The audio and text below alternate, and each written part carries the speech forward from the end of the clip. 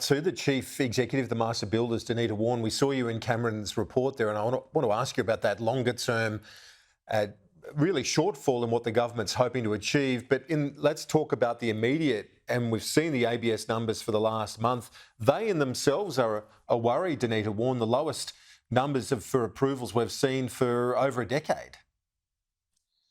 Yeah, that was pretty shocking that 12 years was the last time we saw those numbers. And so we are going backwards before we go forwards. And the issue here is this is not a housing issue, it is an economy wide issue that is suppressing the capacity of us to build. And so, kudos to the federal minister for trying to pursue housing initiatives, but she is being thwarted by many of her colleagues and a lack of a holistic approach being undertaken by the federal government, let alone state and territory governments. Exactly. That lack of cohesion across jurisdictions, a massive thing. Correct me if I'm wrong, but so much of this comes back to planning approvals at the very local level. It does, Kieran. It is all about planning approvals, the delay in planning approvals, improper zoning to enable us to build. We will need to ensure that in housing going forward, at least 50% of those houses built have got to be medium density of up to about 6 levels through to high rise. So we simply do not have the capacity, both in terms of greenfields and brownfields. But then, of course, we've got a massive shock on labour shortages, and we have a massive shock on IR.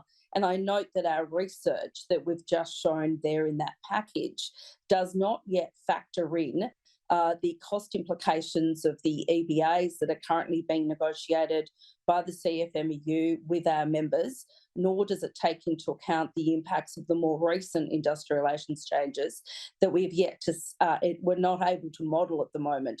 So this is best case scenario, and things will only get worse if we don't have a reversal of some of these IR changes and we don't resolve our labour shortages, as well as all of those regulatory changes that you've just mentioned. And then on top of this, you've got the impact of high interest rates, sticky inflation. What's your read, Denita? You've watched this space as long as anyone. I'm just wondering, how does another rate hike, one or two potentially, according to some economists, how would that feed into the industry and the broader housing supply right now? Not good at all. We've seen this massive dwindle of private investment, and at the moment it's only being propped up by government investment.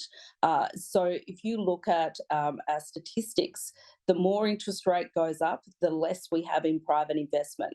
And there is no way known we're going to meet 1.2 million homes simply through government investment. We have to recharge the private investment market, whether it's mum and dad owners, mum and dad investors, right through to institutional investors. Yeah. Developers and mum and dads are telling us alike the money does not stack up at the moment to start building. And that's very much now reflected in those dwindling housing approval numbers. Denita Wawn, Chief Executive at Master Builders. Great to chat as always. Thanks. Thanks, Kieran.